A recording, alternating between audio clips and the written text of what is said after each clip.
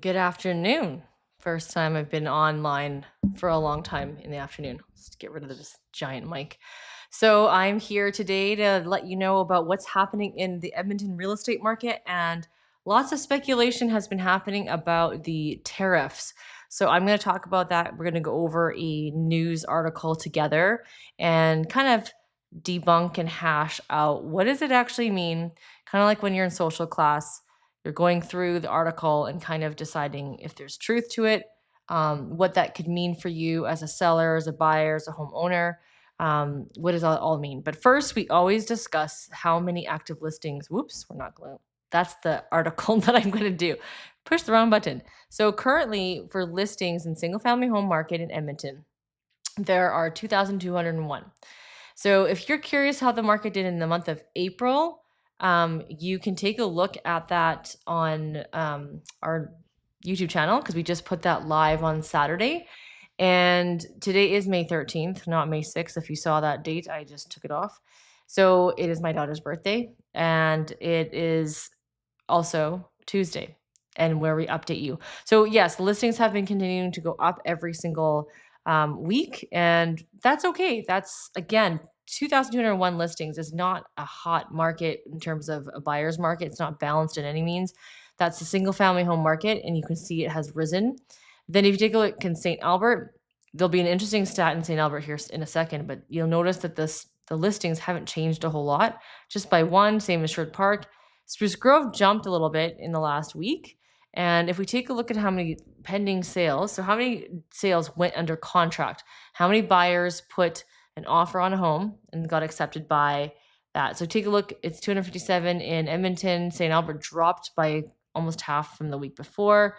Sherwood Park jumped up, and Spruce Grove went down a little bit. Now, if you take a look at the solds, you'll see here that in the last 7 days, we went up slightly in Edmonton for single family homes, but St. Albert went up by quite a bit in 1 week. So a lot of deals were removing conditions in the last 7 days, and now they're sold. So they would have been pending the week before. There could have also been some unconditional deals in there. But from what we're seeing in the market, we're not seeing a ton of that activity. Market's still moving. It's spring market and it's still moving decently. But if you take a look at last year, like I've said before, our market isn't as hot this year as it was last year at this time. So last year at this time, we were sitting well over 300 sales in Edmonton. And in St. Albert, though we had a bump this week, it went up higher than the year before. Sherwood Park is slower than last year at this time, and Spruce Grove is slower than last year at this time. So yes, overall market's not doing bad. It's not doing horrible. There's speculation that the tariffs are affecting it, and if it's not one thing, it's the other. Last year, people were saying, "Hey, it's this the interest rates are too high," but yet we had more sales last year. So do the math on that. Now let's take a look at this article. If you're watching live and you have questions about any other articles, you can put them in the comments, and we'll take a look at them. So this is talking about the tariff turmoil. And this is according to a journalist saying that the housing market is quote unquote treading water at best. Now, when you say Canada's housing market, that's a pretty blatant statement when you have literally um, the entire province, sorry, all the provinces in Canada do not operate the same. Alberta, BC, Ontario, Manitoba, Saskatchewan, we've never been the same market. So why on earth would now the tariffs make the entire Canadian market all the same and all treading water? I don't think that's true. So let's take a look at this. Home sales fell across Canada in March. Yes, this is true, but there are other circumstances that also play a factor, not just the tariffs. With uncertainty around the US president's tariffs causing prices and demand to plummet, says Korea. Okay, so take that for what you will. I don't agree that that's the only reason home sales fell. That's a pretty general statement why people aren't moving into things. And again, in Edmonton, we still saw sales and we still saw strong sales. Yes, like it says, the sale of homes fell from last year at this time. Correct. But before all this tariff talk happened, we already started to see a change already, anyways. Just saying. Compared with last month, Canada recorded a drop of 4.8% in home sales, and national home prices are down 20%. Now, don't forget, national home sale prices have been quite inflated in the last 6 months to a year, really longer. And so that could be an auto correction of pricing as well. And that's a big jump. Now, 20%, that's not saying, well, Edmonton's house prices dropped 20%, because they sure didn't. They're still higher than last year by 10% on average. The national home average price in Canada was 678 in March. Now this is all of Canada. In Edmonton, we're just over 500,000 as our average home price. So you're considering like all of Canada. That's like the multi-million dollar homes and then the lower priced homes. So that's an interesting stat. That's coming from the Canadian Real Estate Association. And they're saying that they have revised a cooler forecast, because they did at the beginning of this year say we were going to have just as hot of a market as last year. So that's been changed. And I didn't think it was going to be as hot as last year either. And definitely the first few months have shown that it's going to be a much quieter year. They expect that homes are going to be in a decline. They believe that it's because of tariff uncertainty. Going forward, the Canadian housing space will also have to contend with actual economic fallout. So they're saying now there's also going to have that ramification. But you're going to see signs like this. There are signs like this in Edmonton. Well, they don't maybe put that there, but there are homes still selling over ask. So we are not in a buyer's market, and the sky is not fallen. I don't believe we're treading water at best. I believe that our market's adjusting and just like it's acclimatizing, honestly. We don't even have that much inventory to buy from right now. So I think that's important for people to understand. Now, the national average home price is forecasted to decrease a slight 0.3% annually, which is 30,000 lower, because in the forecast was a forecast. It was a complete guess when they did that. And this is their way to say that they were wrong. And they're saying British and Ontario are expected to see that, but where's Alberta? Other provinces, so they've slumped us in with everything else, are expected to see an increase in average home price. So here's the truth. Not all of Canada is declining. It's these two bigger provinces that have always had higher price points, and more people moving out of those places are starting to see a decline. But average places like Alberta are expected to see an increase. The hike is expected to be in the 3 to 5% range. Right. So last year we saw 10% in Edmonton, which isn't typical. And I was thinking maybe 5 to 8%. So obviously they're adjusting to make things up. Then they expect activity to pick up next year to improve by not a whole lot. So that's interesting. They say April is when the world hit peak tariff hysteria. But now that Trump's rolled back many of his tariffs and may do so for those he put on Canadian automobiles, buyers might inch back into the market before the summer. Mortgage rates are fairly inviting. They're a lot more inviting than they were last year, by the way, not fairly inviting. Last year we were higher and now we're lower. This article was written just a month ago, right? So I also looked up some other tariff. Here, I don't know if this is for Canada. I think this is a US article. And this is also written a month ago. So we don't see anything that is more recent. This is now March. So there's a lot of naysayers out there when it comes to the tariffs and our real estate market. And it's definitely, I don't believe, the sky is not falling. Sure, the market has changed and adjusted and made people more cautious. And then a lot of people were waiting for the election to also happen to see if that was going to adjust things as well. So that's my 2 cents on tariffs. I want to go and show you some nitty gritty that we do every week, which is taking a look at the different areas in Edmonton. And let's take a look at some new builds. We haven't talked about new builds in a while, and I'm helping some clients right now looking at new builds. So I want to show you Edmonton and where can you build in Edmonton right now. I see, Gian, could you please tell us about Keswick and Keswick Estates area? Sure, I will hit that up as soon as I show you one of the areas I was going to talk to you guys first about, which is Rosemont. So if you're looking to build in the West End, you're pretty limited in what is true West, right? So West Edmonton Mall is over here, and the Anthony Henday is that ring road around the city, and everything on this side is the new area, okay? And Seacourt is pretty much almost done. The rec center is going in right here. And Rosemont is this new space that they're developing right over here. This is all like commercial and some townhouses and lots of apartments here too. So if you're looking for west, this is really the only area left. Then you go into here. There are some empty lots in Granville that are quite pricey because they're just pricey. There are some Brookfield homes that are in this area in Glastonbury, really close to Granville. I've helped a client buy in there. And those are some decent houses. They're right in already developed neighborhoods, so they're not in brand new construction other than the houses right beside you.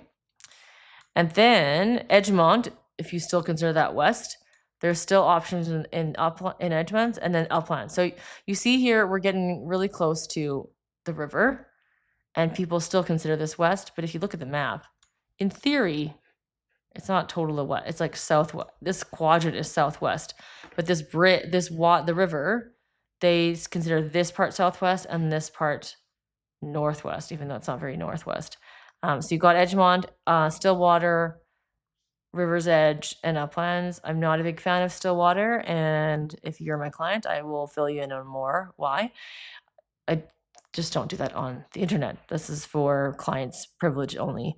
Now, you asked about Keswick, Jen. So Keswick is right here in Keswick Estates. So I'm seeing a lot of people starting to build Keswick Estates because you've got this river valley here, and you're also close to, well, I don't know if you've ever golfed here. It's a nice golf course.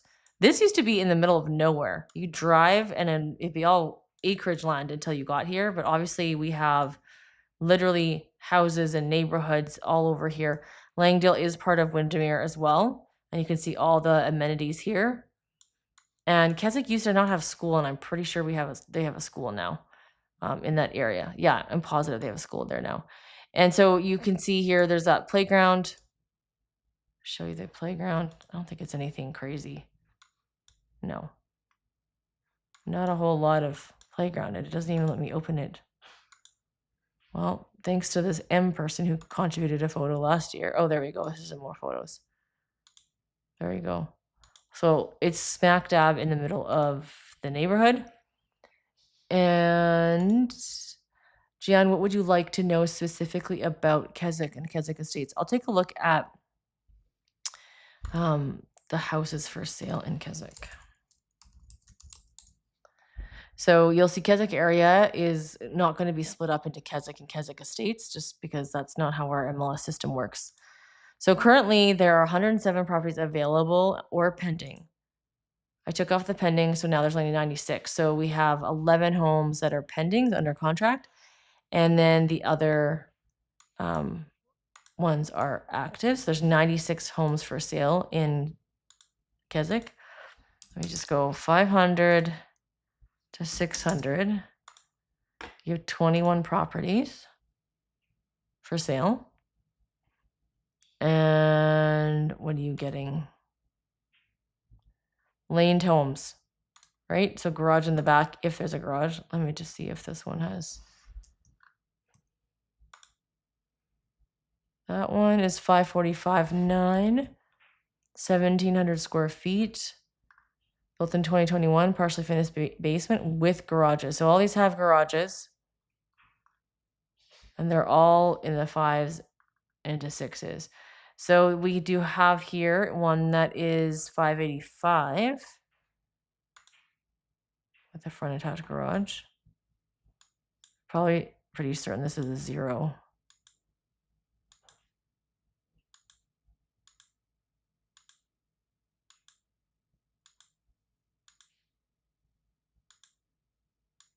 So landscaping is not done. So when you're building, we're talking about new areas. This is a pretty standard layout for a new build Got a bonus room in the middle. Oh, this looks like a pace-setter house, actually. 2 bedrooms, the bonus room in the middle, and this is one of their 0 lots. I think this is the Willow. Yes, I did sell that many pace-setter houses to know that. And if it's not the Willow, then somebody copied it because it's pretty much identical layout.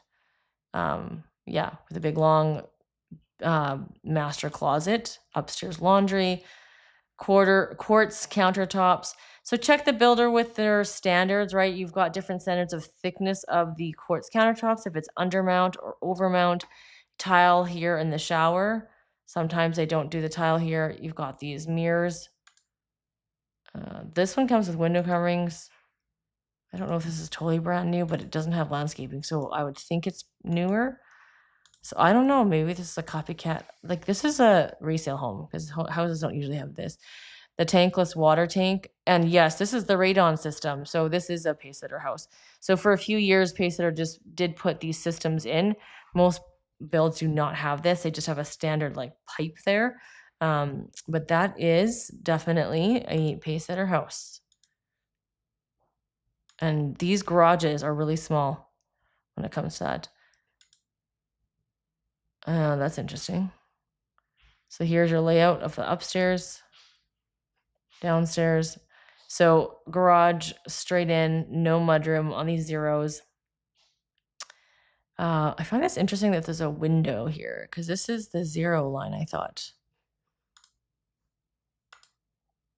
Yeah, see how narrow these, that's a trick for you to look at the garage. You can take a look at this and you can see that those make it very small. Looking to sell my detached home, 2,000 square foot in Keswick. Okay, so let's take a look for your sake. What is selling over 2,000 square feet? It depends on how old and new and what, if you did your basement, what condition your home is in, what are you backing? I don't know any of those information, but I can show you what's sold in the last 30 days, which is 9 homes over 2,000 square feet, ranging from $599 all the way to 1.9. Obviously, this is an outlier because it's a bungalow. And then this is a $1 million house. And so is this one. And then these are higher price ones. So you've got everything from $599 to $890. These ones, if you look at the days on market, they all had quite long days on market, except for this one. It was listed at $619, sold for $632. So it sold above list. But everything else here, they kind of went down a bit lower. Let's take a look at this house. Probably a 0 again. You see how narrow the sides are beside the garage and how close the houses are? Zeros will always sell for less than a full lot because a full lot is bigger. Garage will be bigger. Concrete steps. Looks like laminate or vinyl, sorry. Front office. The open to above that everyone seems to love. $632,000 for this house with fenced and landscaping done. I've seen this layout. We listed the layout similar to this Homes by Abbey built in Rosenthal, but the island was different. It was facing the other way, like horizontally. This is stretched out, by the way, for everyone watching, but those are pots and pans drawers. These little handles are hard to, they look nice. Functionally, I don't know if you guys were watching and you have a house like this. Is it easy to use? Also, our fridge for some reason has dings in it, supposedly not from kids. I don't know what it's from. So there's your pantry with MDF shelving, mudroom right off the front, right off the door. It looks like someone painted upstairs because I don't think builders don't typically paint and put this sound panel in. You got sound up here. New baby room. There's the bathroom.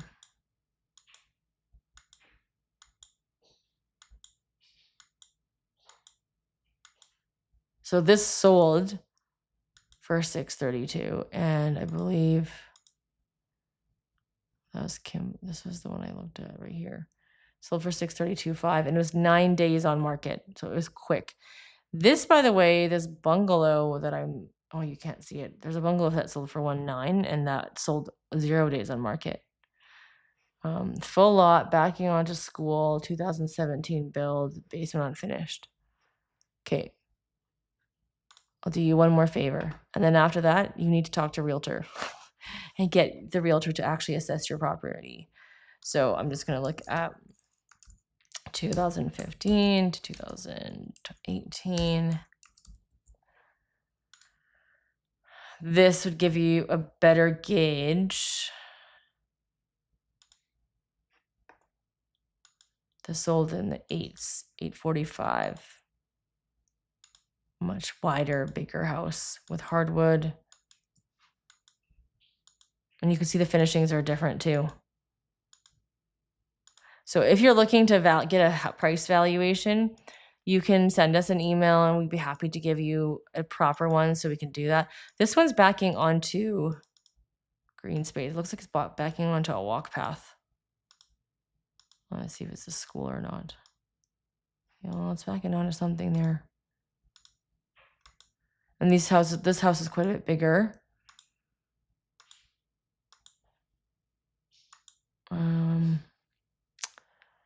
That one was 13 days on market, sold pretty decent, and it was quite large, 2,837. And if your home is 2,000 square foot, yeah, so not in the 8s. It's probably going to be 6s or 7s. It depends on the finishing style.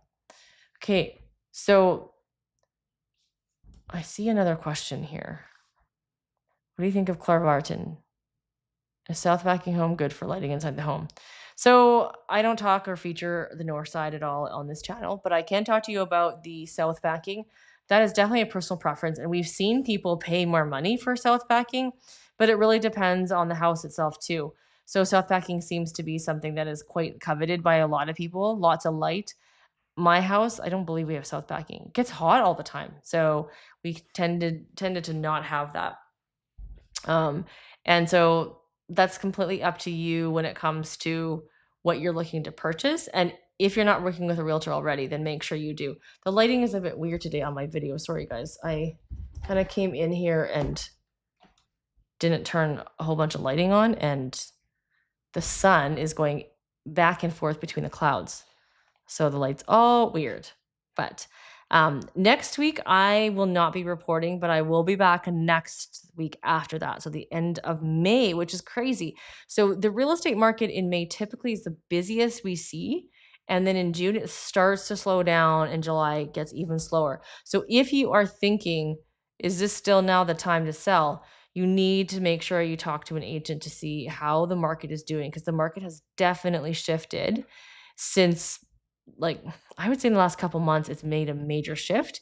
And yes, the tariffs are a part of it. If you just tuned in now, make sure to go back to the front of this video after I talk about stats.